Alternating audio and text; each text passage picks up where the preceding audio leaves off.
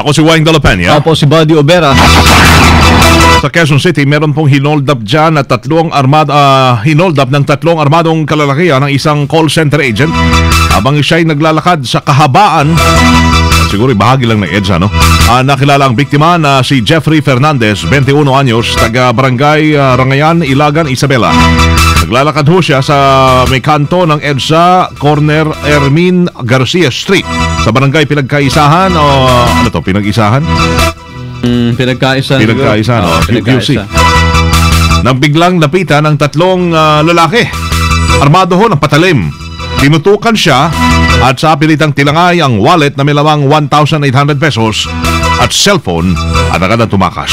Iniimbestigahan ho at inaalam ho ng mga otoridad ang kung sino yung mga hold-upper na yun.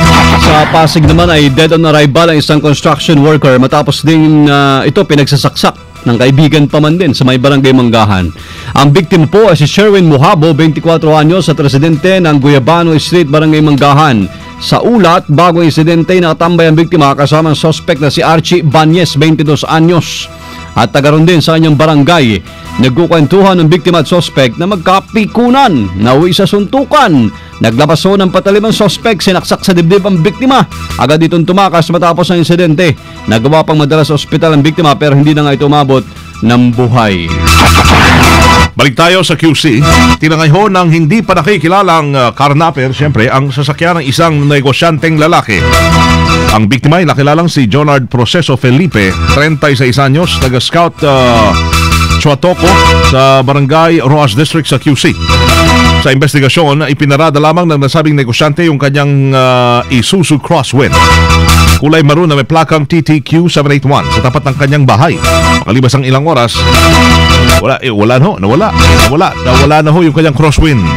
Iniimbestigahan ho ng mga pulis kung sino na naman ang mga responsable dyan at may CCTV sa area, baka may kuha dong naganap na pagkarnap.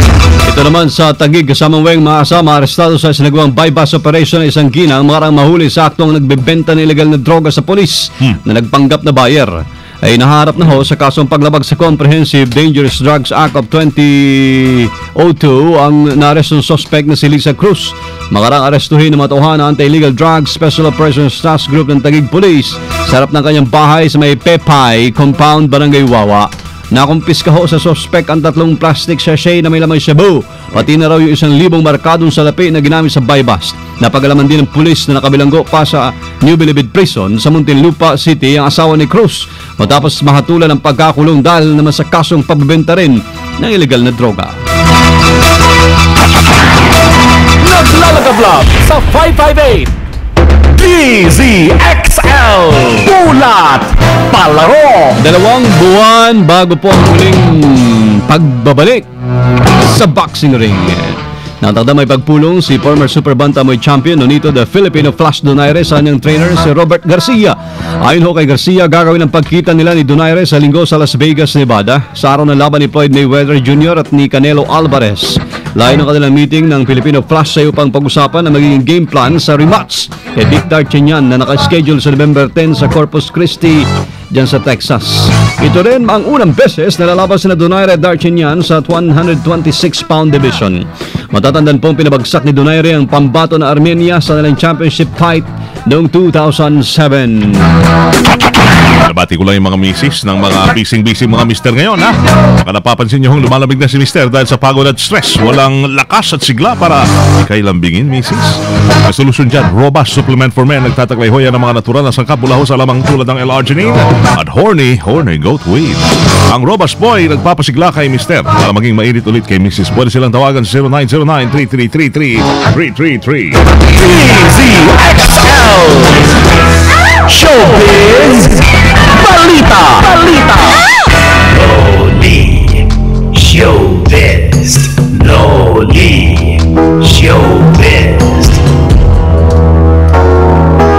Bilyar yung kanta mo, Loli, ha? Ayos, ha?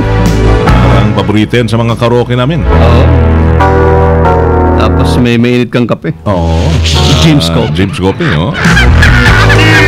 Yun talaga, mga boys. Hello, everybody and Hi. everywhere. Hello.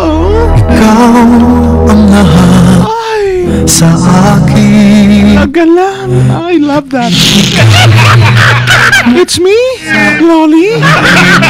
And I have a Lolly about somebody who is singing this song. Kilala niyo siya? Oy, ang sexy-sexy niya ngayon. Lalaki po siya, hindi po siya babae. Kasi sumisexy nga naman ngayon. Ang gwapong si Martin Rivera dahil siya'y pumayat na. Pumayat! Ang sikreto ni Martin? Only Bello touches my body. Bilo Medical Clinic. Yan ang kanyang solusyon. Bagong Martin Rivera raw ang masasaksihan ng kanyang mga tagahanga. Ikaw ba body, sexy body? Ay, kwan din? Tagahanga din ni Martin? Tama lang. Tama pero lang, oo. idol natin yung sa concert. Okay. Tanda na Loli. pala kayo. Hindi ko na siya naabutan. Alam mo naman kami, mga 99 babies. So, Hindi na. Meron siyang concert, ang title 3D. Oo, 3 dimensyon, 3 dekada na. Ganun siya katanda na, pero sexy pa rin. Yan ay sa Biyernes, September 13. Ay, mahal siya, 13. September 13. Kinarir na talaga niya ang pagpapapayat sa tulong na rin ng siyensya na may hangganan rin at self-discipline. Yan, okay. Yan ang aking showbiz ngayon. Sa mga nagda-diet, dahan-dahan lang, baka mad-die kayo. Kumain-kain ha, baka mahilo. And then diretso sementeryo, delikado na. It's me, Luli. Paparapapap, Luli.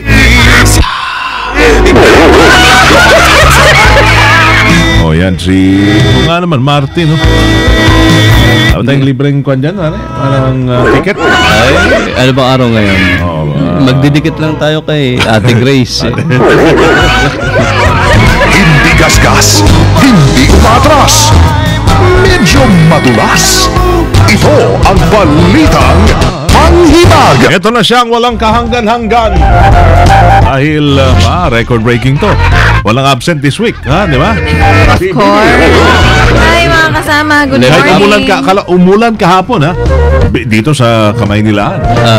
Lakas. May mga pinahapang lugar. Buti Grabe. hindi ka apektado, ha, PB? Oo nga po salamat na lang din ako. Nakatira yata si PB sa Ano na? mataas na lugar. Taas, mga high-rise Building. Oo. Oo, ayan, ganun talaga. Eto, to the rescue agad si Batman at si Captain America sa nakita nilang umuusok na bahay. Malapit sa kanilang tinuturo ang mga bata sa West Virginia, USA. Nung araw kasing yun ay naka-costume ang dalawa dahil sa kanilang business na Heroes for Hire. Si John Buckland bilang si Batman at Tori Markham bilang si Captain America naman ay agad-agad na sumugod sa bahay na umuusok at nang sipain nila ang pinto para makapasok, nakita nila ang pusa at ito'y iniligtas. Pusa pala. Pusa pala, oo. Nagpasalamat din silang walang tao sa loob ng bahay at ang mga kapitbahay ay todo cheer sa kanila na they have done a great job. Wow. Bahay ng pusa yung pinasok. Alam mo, pangarap ko yan. Nakasuot ng costume ni Superman. Na nakalabas yung kwan. Oo. Ikaw, anong costume ang pangarap mo, buddy? Nawala na rin. Dati Superman din. Superman din. Kaya parehas pala kayo. Dapat isa lang talaga pwede. Nauna ako lang. No. Pero mukhang kailangan natin yan sa mga panahon ito, ha? Yeah. Superman, super whistleblower, ganoon, super tagalantad, yung mga hero. Parang may dala ka pang memo dito. Ayaw mong Ay, ayaw mong subukan yung costume ni Kwan, ni Sino? Sino to? Marvel? Si Captain Marvel? Ha? Sino? Hindi, yung may parang Kwan siya, metal. Iron Man? Iron Man. Galing talaga ni Subukan. baby. Ayun. Bagay naman sa'yo, pwede. Babak talaga lang. Minsan lang bumawi. Bagay. Naitatago yung kwan eh. No? Hindi naman. Thank you. Thank you, ha? Thank you, Darna. Pare. Ganda Salamat. ng sapatos ni baby, hindi mo lang napansin. Ay, pahagyan ng superhero. Chinelas lang. Yan talaga mga Chinelas, ganda ng chinelas, pare. chinelas. At yan po ang Thank you. balitang panghimagas. Kundi si XL Sinwon, Chong Sinwo, Sir Phoebe, Tatak Armen. Thank you. Gasgas, hindi Ay, sabi ko, Darna, salamat. DZXL Bulat Trapiko. Andito na si Panday! Panday Pira! Oh, ito talaga. Si Panday Pira, kalbo yun, di ba? Ano pa? Ang suot niya. Oh. May espada ba yan? May espada yan. Oo, mahaba-haba ang espada niyan. Pero ngayon, nasa Ortigas siya, in Avenue. Rambo, EDSA tayo? EDSA tayo. Okay. Edsa tayo. Oo, kami ni Earl saluda dito sa EDSA kung saan ay mga motorista natatahak dito sa kahabaan ng Ortigas Avenue. Padayad lang. Nandito pa rin yung mga pulis na nagbabantay simula pa kagabi dito sa kahabaan ng EDSA. Sa particular sa EDSA sign, padayad ang usad ng mga sasakyan. Magkabilang panic to, pero mabagal. Advisory lang mamayang alas 11 kasi isasara na ito. Kung kayo'y mula San Juan patungo sa Cainta, tataha kayo dito sa Ortigas Avenue, kaliwa kayo sa Santulan Road.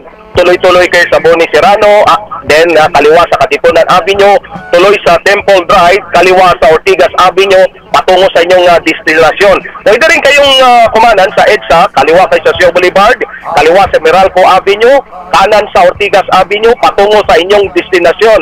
Pwede rin kayong two-way traffic sa kanlurang bahagi ng Ortigas Avenue. Kung kayo naman ay mula Cainta, patungo kayo sa San Juan, kaliwa kayo sa Meralco Avenue.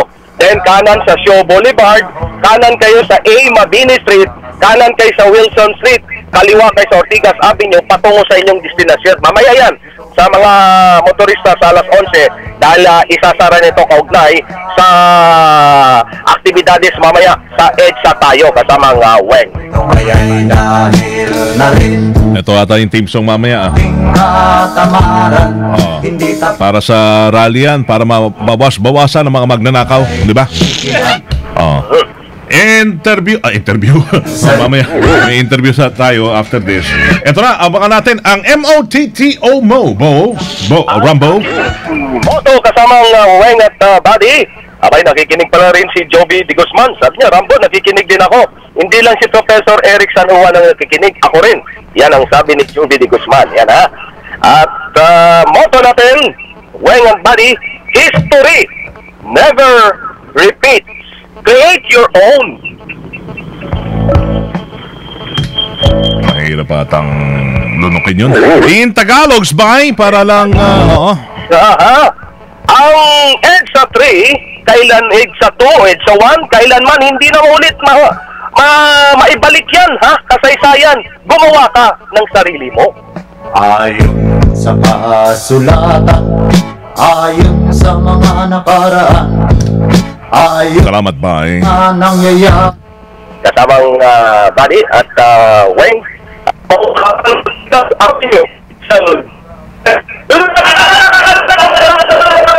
Ay, Tatak Armen. Ayos na sana ending. Okay, sana. Sumabit pa. Ay, nako. Hindi ka kasi nakarobas eh. Dapat magrobas ka ha, kaibigang Rambo. Paglayan ng LRGnet Horny Goat Tweet. At napapasigla sa'yo para may lakas na lambingin ulit. Kahit sino. Si Mrs. lang. Si Mrs. lang ha. Si Mrs. lang. Para sa higit pa informasyon, mag-text sa Robas Hotline 0909-333-3333. Hindi tapat sa Dire-diretso mga naglalagap po Diretso ng na. balitang tatakarmen ang inyong napakinggan. Dito lamang sa DZXL 558. Ngayon po umaga ito ng pagbabago na araw. Bagong araw, bagong programa rin tayo ha. Congratulations. Tama. Maraming, September 11. Kwanto? Maraming significance on September 11. That's right, kasamang Weng. 2013 pa rin mga kasama ha. Anniversary ng atake sa Amerika, yung World Trade Center, di ba? ginagamit. Birthday din ang anak mo. Si Brianna. Happy Yung birthday, inanak mo, inaanak, ha? Oo. Ngayong araw na to. Thank you. Kasama nyo ho. Happy birthday, baby Bea. At kasama nyo sa serbisyo publiko from the city of Zambo, Eleuseres Primo Hermano, Weng de la Peña. From the province of Occidental Mindoro, mabuhay ako si Buddy Obera. Thank you. Salamat. Thank you. At kami ho ay Tatak RMN. Lalagab lang. na nakabalita. Sumayin niyo ang 15 minutong kalipunan ng mga pinakahuling kaganapan sa Kalakang Maynila, sa ating bansa at saan mang dako ng mundo. Naglalagablab!